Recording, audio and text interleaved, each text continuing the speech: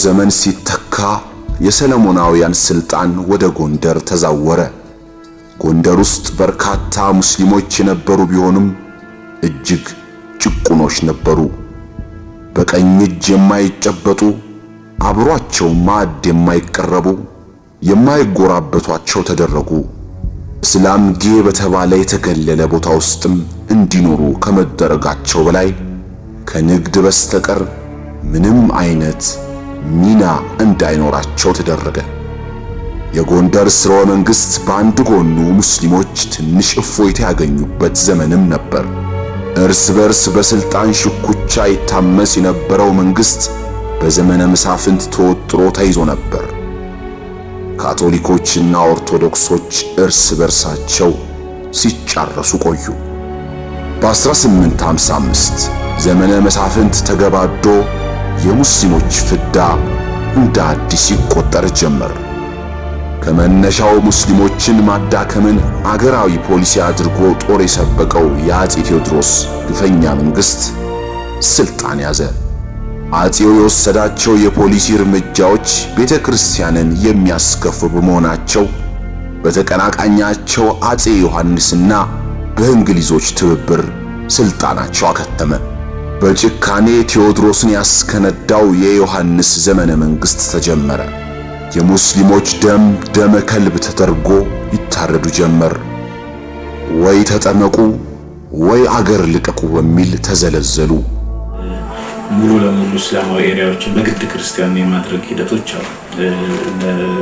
ከቴዎድሮስ ጊዜ አንስቶ ቴዎድሮስም ዮሐንስም ምኒልክም የሰሯቸው ግፎች አሉ።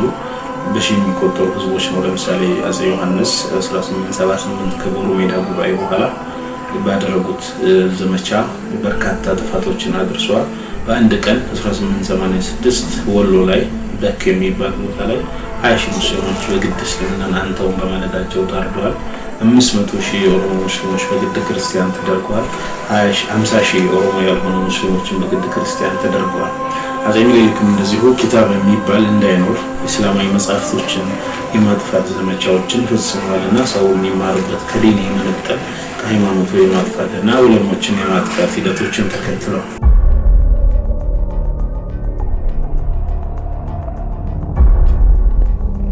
የአፄ ዮሐንስ ዘመነ መንግሥት ሲጠናቀቅ በምትካቸው እጅግ ብልጣብልጥ የነበሩት አፄ ምኒልክ ነገሱ።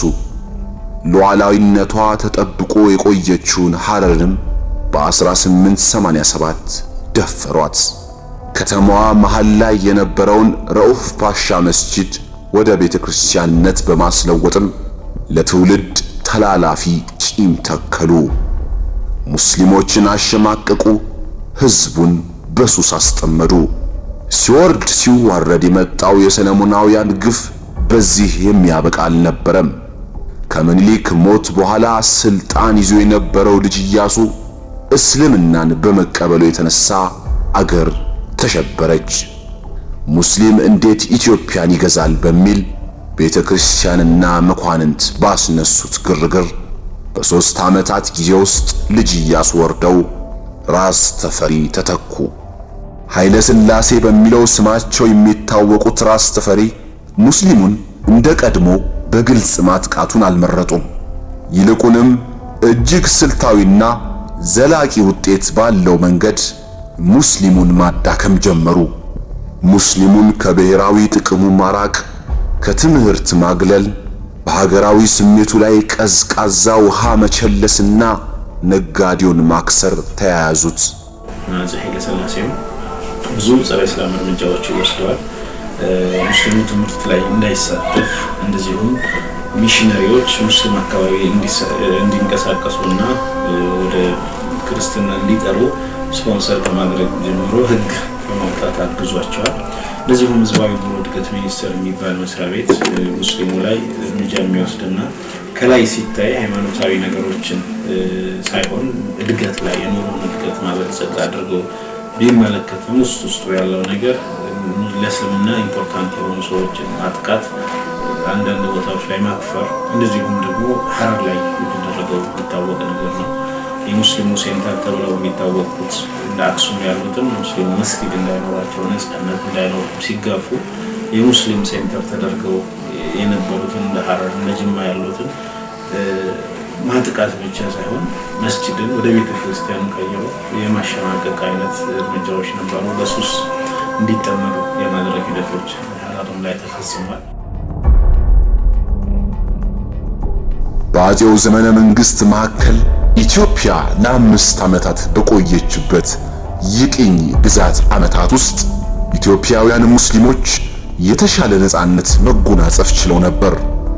ምንም እንኳን ወራሪው የጣሊያን መንግስት ለራሱ ፖለቲካዊ ጥቅም በማለት ለኢትዮጵያ ሙስሊሞች የተሻለ ነጻነት ቢለግስም ወቅቱ ለዘመናት በአፄዎች ግፍ ሲፈጸምባቸው ለነበሩት የኢትዮጵያ ሙስሊሞች የተሻለ ሆኖ አልፏል። በእነዚህ 5 የቅኝ ግዛት ዓመታት በርካታ መስጊዶችና የዲን ማዕከላት በመላው ኢትዮጵያ ተገንብተዋል።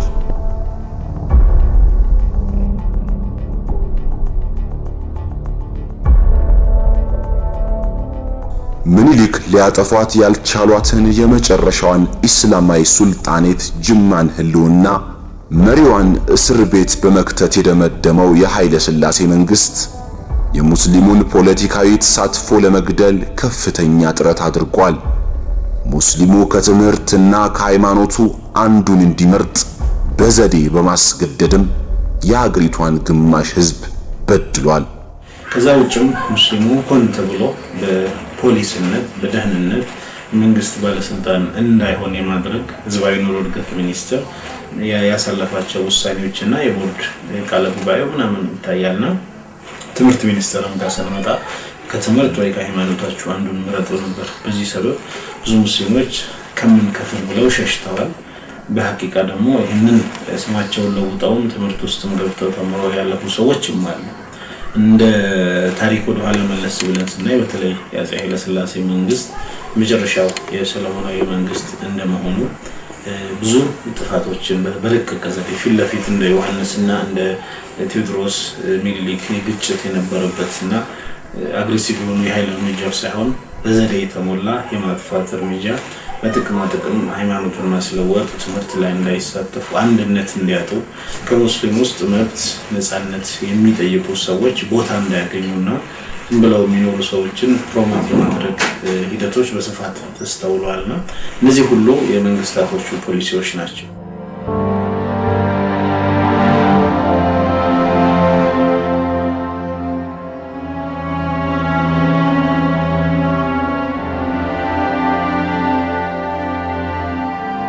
በትምህርት በኩል ይደረግ የነበረው ተጽዕኖ ግልጽ ይወጣ ነበር።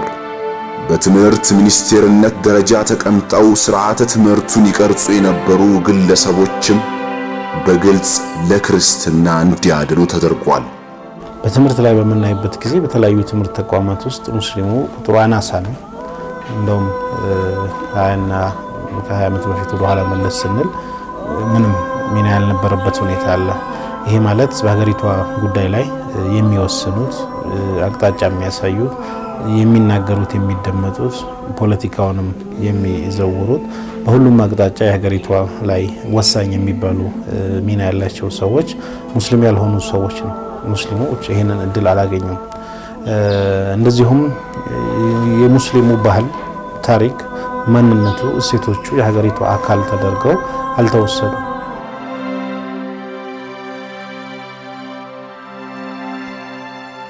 ሙስሊሞች ለትምህርት ያልታደሉ ይመስል እንግልት ደርሶባቸዋል። ሌላው ሃይማኖት ማንነቱን በኩራት ሲያንጸባርቅ፣ ሙስሊሙ ተማሪ ግን ተሸማቆ አንገቱን ደፍቶ ሃይማኖቱን ጨቁኖ እንዲማር ተደረገ። ይህንን ትምህርት ቤት ይዞት የነበሩት በግልጽ ለማውራት አጼዎችና የነሱ አስተሳሰብ ያላቸው ሰዎች ናቸው። ትምህርት ቤት ብሎ ማለት ለነሱ የተቀደሰ ቦታና የነሱ ልጆች ወይንም የነሱን አስተሳሰብ የሚከተሉ ለነሱ ተገዢ የሆኑ ሰዎች የሚገቡበት ሌላው የማይገባበት ነገር ነው የነበረው።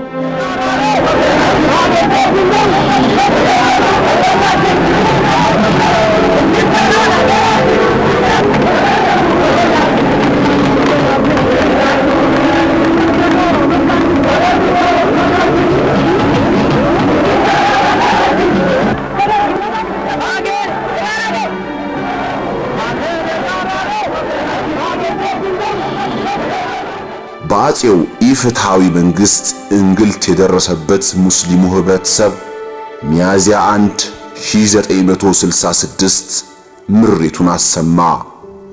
500,000 ያህል ሙስሊሞችና የወገኖቻቸው ተበዳይነት የተሰማቸው ክርስቲያን ወንድሞች አዲስ አበባን በሰላማዊ ሰልፍ ናጧት።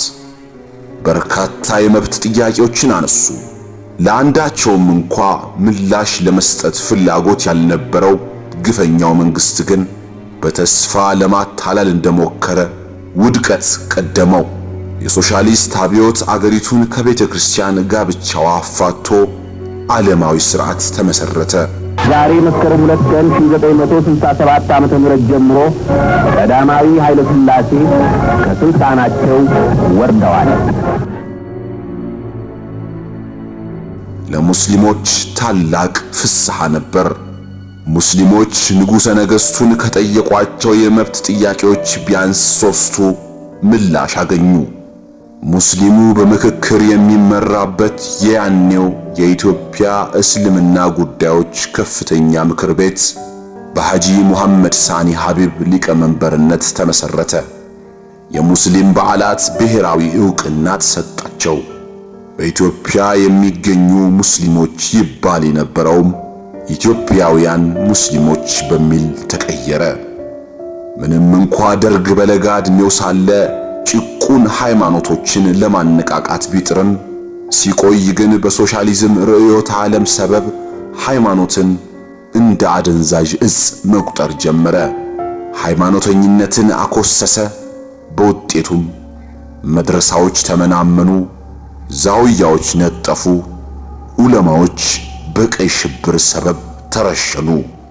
አገሪቱ ላይ በተከለው ኢፍትሐዊ ሥርዓትም የተነሳ ለዘለዓለም የማይሽር ጠባሳ ተክሎ ሄደ። ኢህአዴግ ከመሪር ትግል በኋላ በ1983 ስልጣኑን ተቆጣጠረ። ክልሎች በፌዴራሊዝም ራሳቸውን የማስተዳደር ዕድል አገኙ። ዴሞክራሲና የመድብለ ፓርቲ ሥርዓትም ታወጀ።